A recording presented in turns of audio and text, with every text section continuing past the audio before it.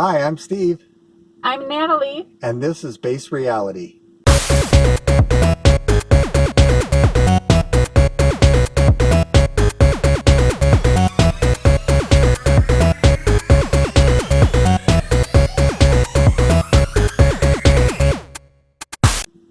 And today we wanted to talk about how to become all powerful. And initially, this probably is very appealing to the ego, how to become all powerful. But what we're describing here is how to change your reality, how to live a more peaceful and loving life. And the way you do this, you have full control over it because you're in your own discrete universe. And all the people that you interact with, all the situations that you come across are actually versions of those people that you've created out of your own energy to come and interact with you.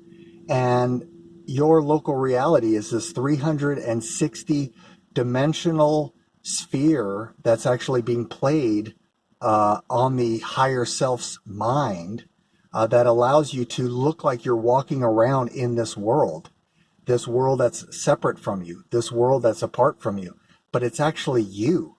So all your thoughts, your beliefs get projected out onto the sphere, and then they come back to you as a mirror to show you what your thoughts and beliefs are.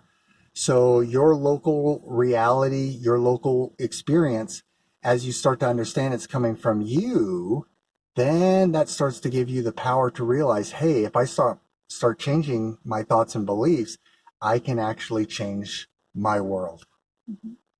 And that's why you are all powerful, is because everything that you see on the so-called movie screen out there is you. It's actually you. You're the only one. And so there might be some situations that you might come across sometimes where maybe situations that you don't prefer. And the reason for that is because of some of the negative beliefs that you might be holding about yourself. So for example, you might come across some people out there that might be really disrespectful towards you. And that just means that that's a reflection of a belief that you might be holding about yourself, that maybe you don't feel worthy of respect. And so the ego's job is deception. And the way it creates that deception is to project it out, just saying, these people are disrespectful. This person is disrespectful. And as long as you continue to project it out, you're unable to heal the source of it. And so the first step is owning it, to understand this and to own this. And so this experience, one of the things that you can say right now is this experience that's occurring in my life right now is an accurate reflection of the beliefs that I'm holding about myself. And so say you're at work and you have a boss that's being very controlling, you can use this statement to say, well, what's going on? I see my boss being very controlling. So then you can replace these words. You can say, my boss who's being very controlling is an accurate reflection of the beliefs I'm holding about myself. So what does that mean? Maybe I'm being controlling in my life.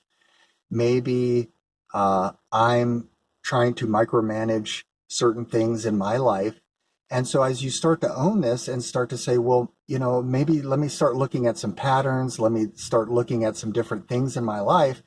And what you'll notice is as you start to change the way you approach life, being more loving, more accepting, being in the present moment, then what you'll notice is maybe down the road, your boss will somehow, as you make these changes in yourself, your boss may come into your office one day and just give you a project and say, I trust you with it.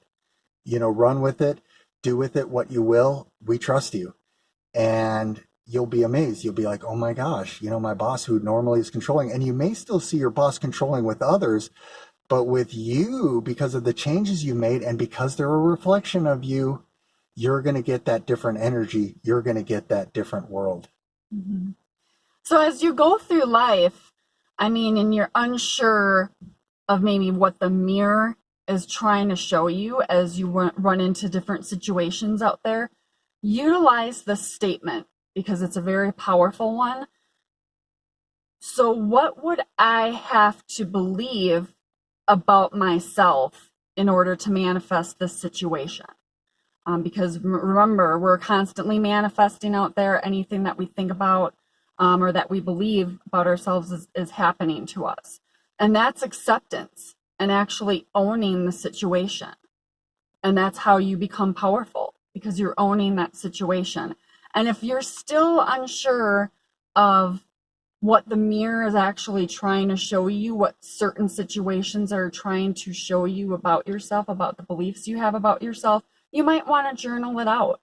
You might want to write down some of your experiences and see if you find patterns, and then later on transform those beliefs. Yeah, and one thing you may run into as you start to own and start doing some of this digging is you might start to run into some resistance. There may be fear that comes up in you as you start to approach some of these beliefs. And you can kind of think of it in three different layers. The first layer is the unconscious layer, where you don't even realize you have this belief, but you keep seeing this pattern over and over and over in your world. So as you start to journal and you start to look at this, you start to realize, oh my gosh, there's this belief here. And I see this pattern throughout my life with other people and other situations. So that's the first level. The second level is where the resistance will come from. This is the ego trying to tell you that this next layer is actually truth. So it tries to keep you away from layer two. And layer two is the ego is trying to tell you that, yeah, you are not worthy of respect. Yeah, you aren't worthy, period. And so it's trying to create this little lie. So it hides the lie. And then as you go looking for it, it's very devious. It tries to say, if you find it, you're going to find out you're a rotten person, that God doesn't love you, and all of this other nonsense. So you have to get through layer two. And then layer three is really where the truth is. And this is, if you need a practice, a spiritual practice, I would recommend A Course in Miracles. But as you're going through who you truly are, then what those truths are is that you are worthy, that you are holy, that you are a critical part of creation, that you are loved, that you are adored, that you are respectful and able to receive respect. So once you get to the third layer of the truth of who you are, the beauty of who you are, the magnificence of who you are, then you're able to transform those negative beliefs. And another thing that you can do too is you can use positive affirmations, which is like your divine truth, to actually heal and transform your negative beliefs. And that's another thing that A Course in Miracles kind of talks about as well, is a lot of positive transformations. And so for an example, like when I was talking about if you're running into some disrespectful people out there, an affirmation that you might use to transform your negative beliefs is that, like, I am lovable and I am loving. I am worthy of respect, because that's the complete opposite of what you were believing from before.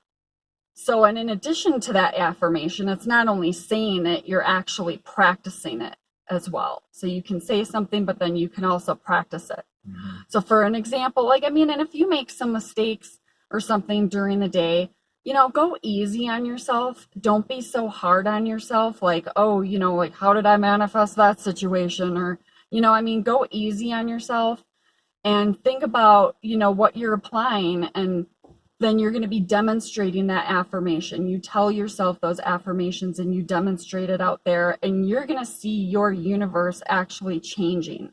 The more you do that, and the more you're transforming your beliefs about yourself, that is going to change what you actually see out there in the world. And that is actually how you become powerful. Yeah, absolutely. So thanks for watching. Create, appreciate, and radiate.